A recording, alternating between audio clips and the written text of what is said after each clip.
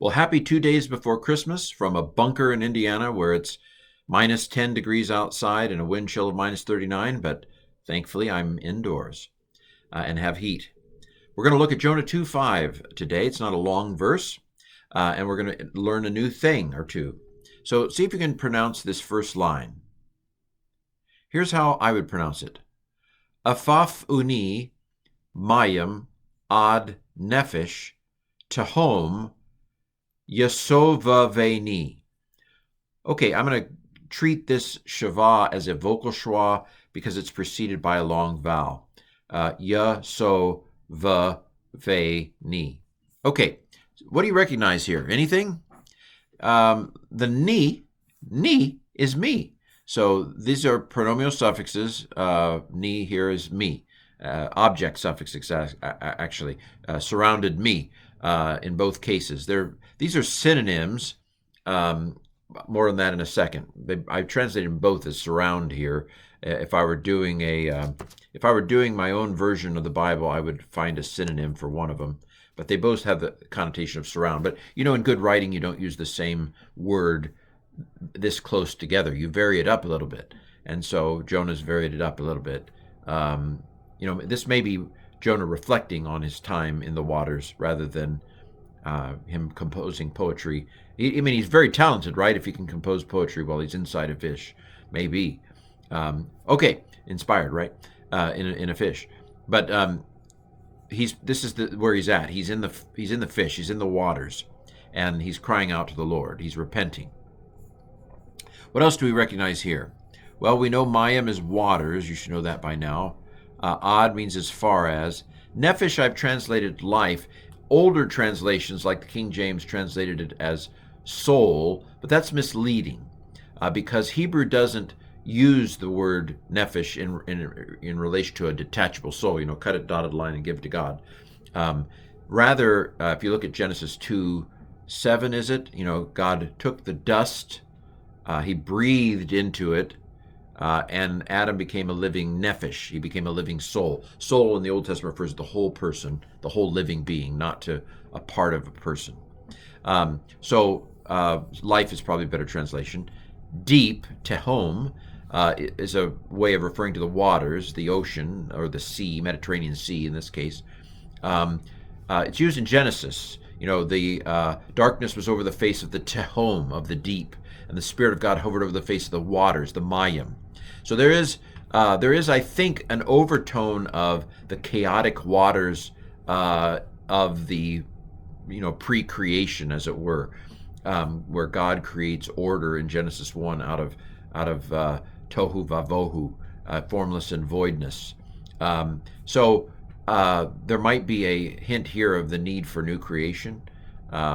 Maybe an overtone of Genesis 1. I can't say as to whether there's an overtone of Genesis 1 here or not. I don't know exactly, who knew what when. But anyway, for me as a reader, it evokes Genesis 1. And then surrounded me. The yod has me thinking imperfect. Savav means to surround. By the way, there are two what are called geminate verbs here. A geminate verb is where the second and third of the three main consonants is the same. So here it's afaf, pepe, and here it's savav, vavav. Bet.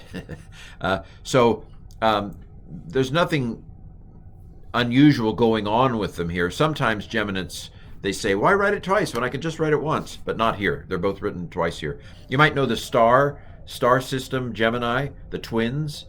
And so, anyway, a geminate verb is a verb whose second and third main consonant is the same. More on that at some point before we finish Jonah, I think. Okay, you might have thought that Aleph was a first common singular imperfect too, meaning I. It's not.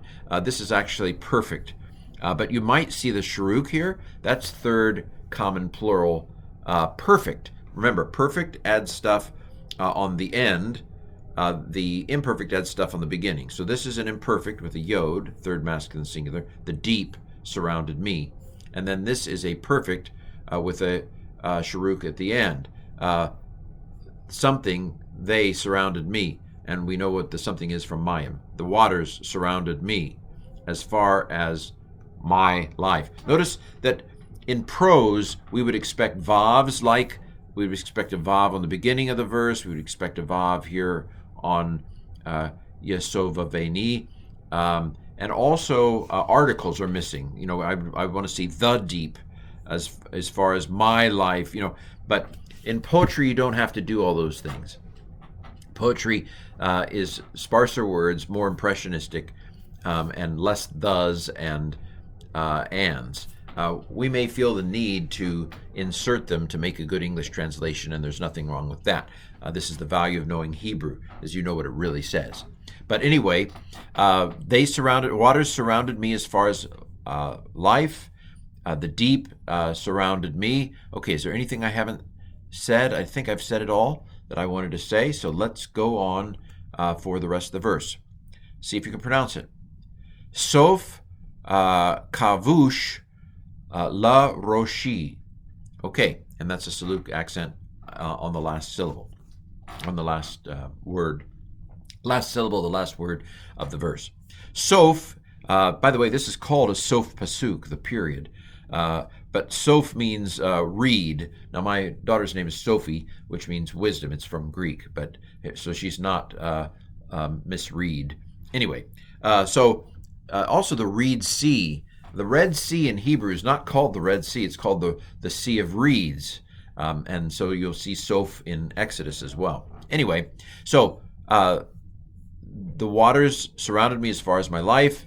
The deep surrounds me. Oh, there was something I didn't say here. You've heard of the converted imperfect. That's not good nomenclature.